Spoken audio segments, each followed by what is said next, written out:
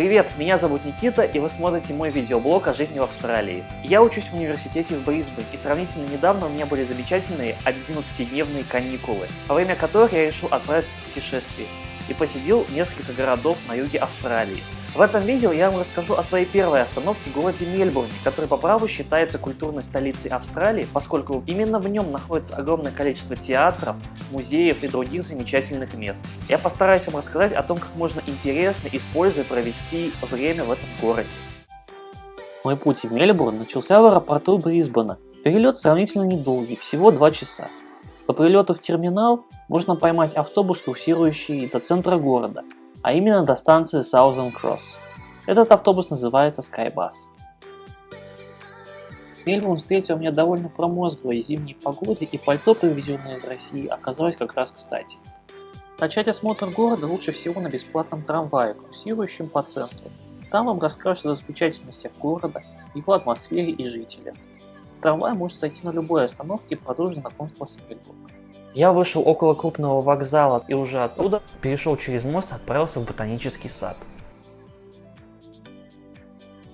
Ботанический сад Мельбурна – это одно из мест, которое стоит посетить и обязательно пройти его пешком, чтобы насладиться и природой, и подышать свежим воздухом. А также увидеть огромное количество людей, занимающихся спортом, как бегающих, так и практикующих тайчи. Особого внимания заслуживает детская площадка в ботаническом саду, где дети могут не только побегать и поиграть, но и попрятаться в зарослях бамбука, а после этого отправиться в детский огород и вырастить какие-нибудь растения для мамы с папой.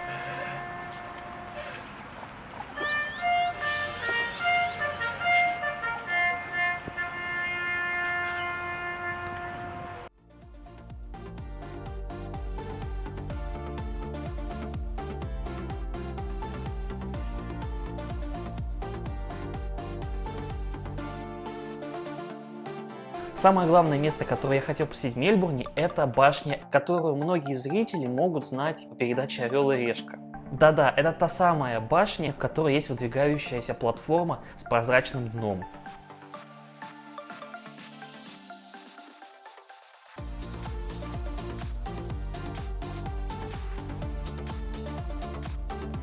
С 88-го этажа открывается великолепный вид на город, а также можно попасть на платформу с прозрачным дном, предварительно отстояв очередь 1,5 часа.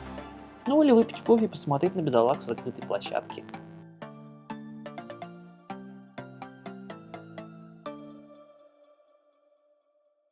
Другая достопримечательность, которую не получится посмотреть быстро, это зоопарк Мельбурна.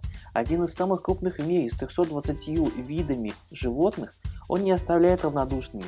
Пусть вы пришли посмотреть на горилл, слонов,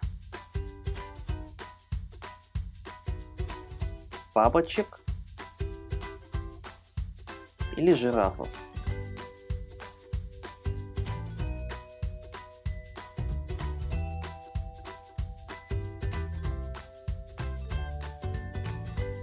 Не оставляют равнодушными и местные экспонаты, посвященные проблемам экологии.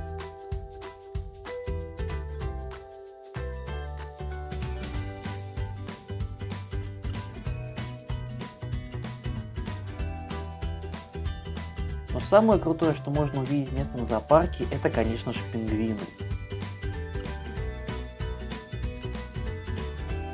И морские котики.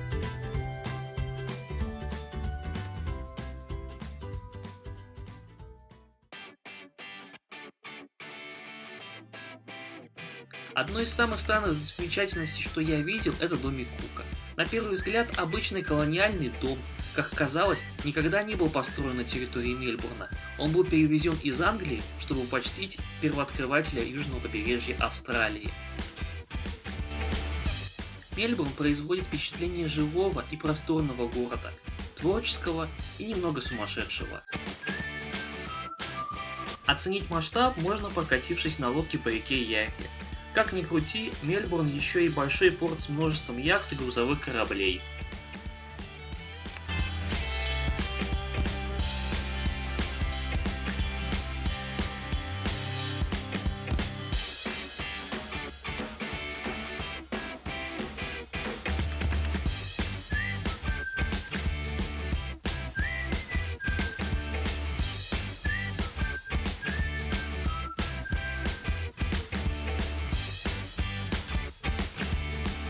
Я получил большое удовольствие от пребывания здесь, встретил замечательных людей.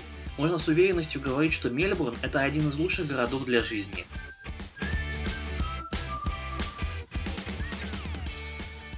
Ну а на этом пока все. В следующий раз я расскажу вам о своей поездке в столицу Австралии Канберру.